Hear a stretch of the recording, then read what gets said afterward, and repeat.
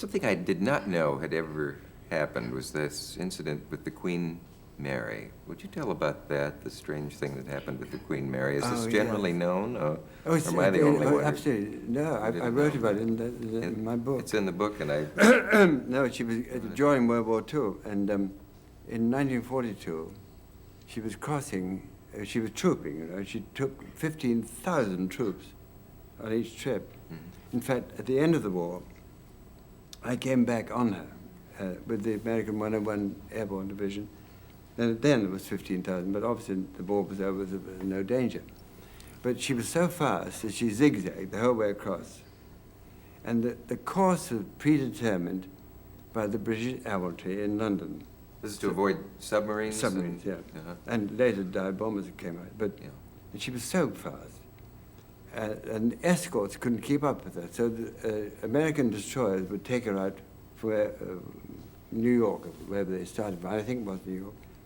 Then they would be with her for about 2 days.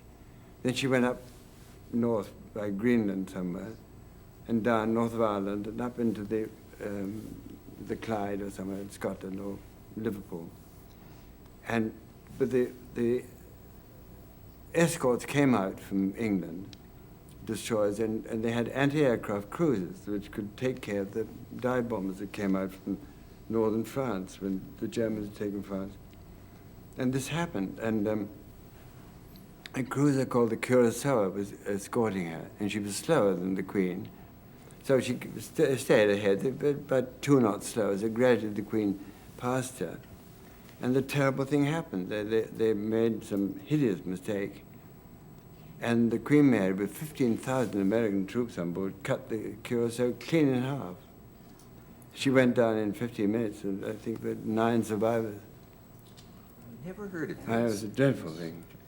Was that hushed up at the time at all? Oh, yes, of course it was at the time, yes. And then I suppose at the end of the war, there had been so many other disasters all around, and everybody was so happy it was over that they never talked about it. But was blame assigned ever?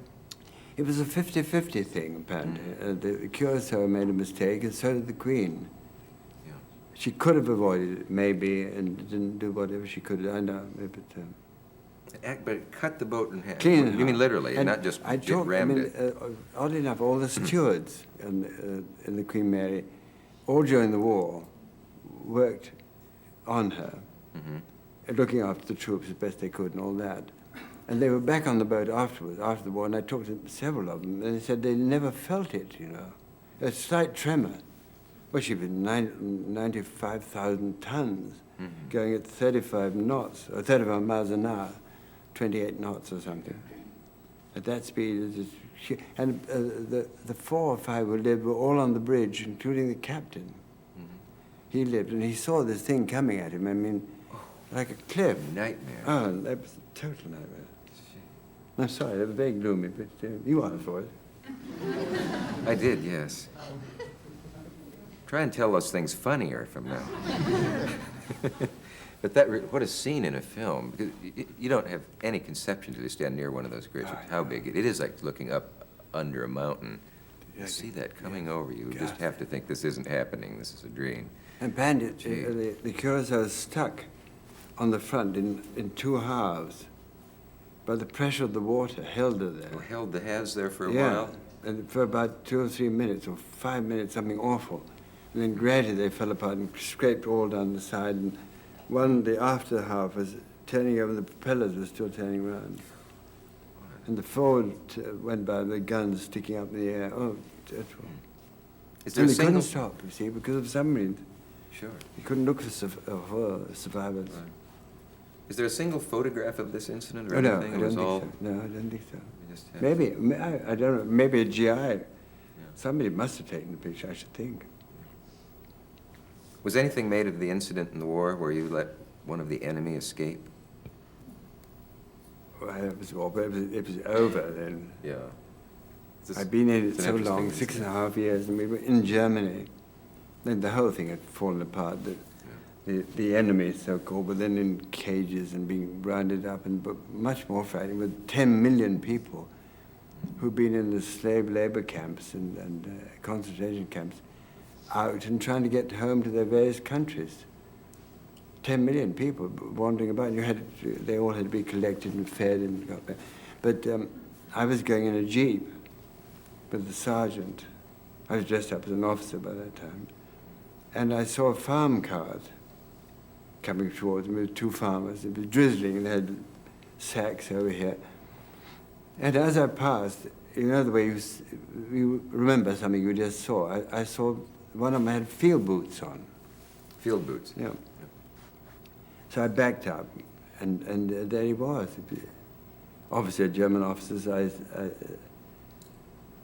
And so I said, but I said, my awful German, papers, and he said in perfect English, this man has papers, I have none.